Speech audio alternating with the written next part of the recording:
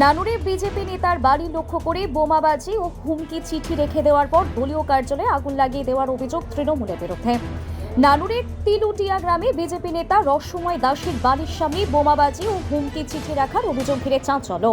অভিযোগ, কিছু দুষ্কৃতী তার বাড়ির সামনে বোমাবাজি করে, পরে সেখানে সাদা থান, মাটির সরা, ধূপবাতি ও ফুল রেখে দিয়ে যায় বলে দাবি পরিবারের।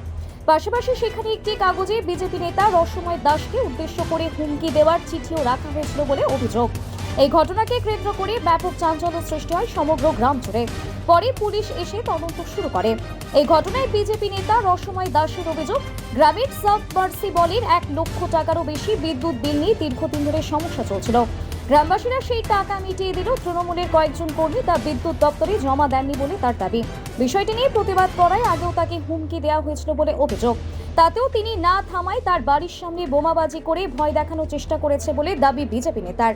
জানা গেছে, ঘটনাস্থলে কয়েকটি বোমা পড়ে থাকলেও সেগুলি বিস্ফোরণ হয়নি। পরে বোলপুর থেকে আসা একটি গাড়ির চাকার তলায় পরে একটি বোমা ফেটে যায় ও বাকি বোমাগুলি পুলিশ এসে উদ্ধার করে নিয়ে যায় বলে জানা গিয়েছে। এছাড়াও সংশ্লিষ্ট গ্রামে বিজেপি পার্টি অফিসেও আগুন লাগার অভিযোগ ওঠে। ঘটনা ঘটেছিল ঘটনা বলতে আজকে গত রাত্রিতে আনুমানিক 1টা-1:30 নাগাদ পর আমার বাড়ির দরজার সামনে কিছু বোম ব্লাস্ট হয় এবং সকালে আমি বেরিয়ে দেখি যে আমার ছোট্ট মতো একটা পার্টির অফিস করা ছিল, বিজেপি পার্টির, সেই অফিসটা পুরো পুড়িয়ে দেয়। বোমা মেরে না, আগুন দিয়ে পুড়িয়ে দেয়। আর বোমা মেরেছে এবং বোমা মারার পরে কিছু বোম, 2-1টা বোম সাইডে কাদাতে হয়তো পড়েছিল, তাই বাস্ট হয়নি। তো আমাদের এই পাশে একটা পুকুর আছে, এই পুকুরে বোলপুর থেকে একটা বাবুয়া বলে নাম আড়তবালা মাছ ধরতে এসেছিলেন এবং ছোট হাতি গাড়ি নিয়ে, এবং গাড়িটা ব্যাক করতে গিয়ে চাকাতে একটা বোম পড়ে বাস্ট হয়ে যায়। তাতে তার গাড়ির কিছু ক্ষতি হয় এবং নিজেও ক্ষতি হয়। এটা আমি ওই জাল পার্টি, যারা জালের লোক এসেছিল তাদের কাছ থেকে আমি জানতে পারি। আর আমাকে আর একটা বোম আমি এখন সামনে দেখতে পাই, সেটা আমি পুলিশকে খবর দিই, ওনারা এসে নিয়ে যান। আর এই সামনে আমার ওই দরজার সামনে একটা সাদা থান কাপড়, একটা লাইফ থ্রেড লেটার, একটা মাটি সারা, কিছু ফুলের মালা, শলকা, এইসব দিয়ে আমাকে হুমকি দিয়ে যায়।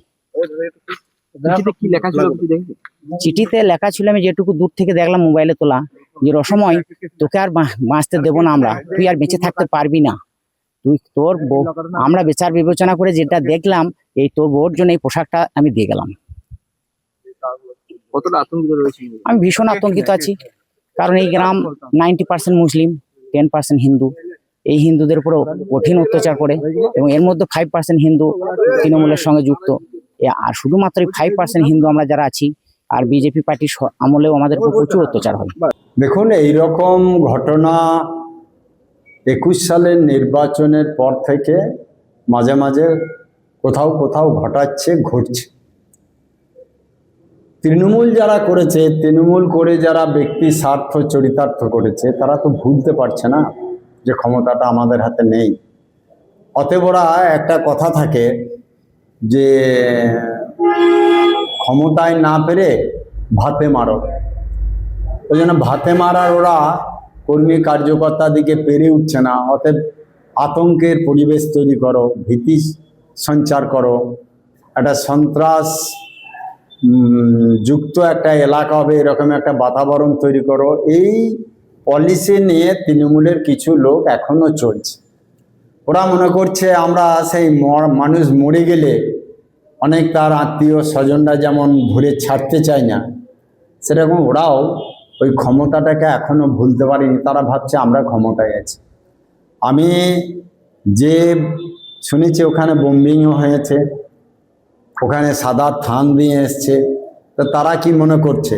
আমি পুলিশ প্রশাসনের কাছে আপনাদের মাধ্যমে বার্তা দিতে চাই, অবিলম্বে এইসব যারা করছে তাদেরকে ধরে গ্রেপ্তার করে উপযুক্ত ব্যবস্থা হোক, এবং যেখানে যত বোম বারুদ আজও পর্যন্ত মজুদ আছে সেগুলোকে মুক্ত করা হোক।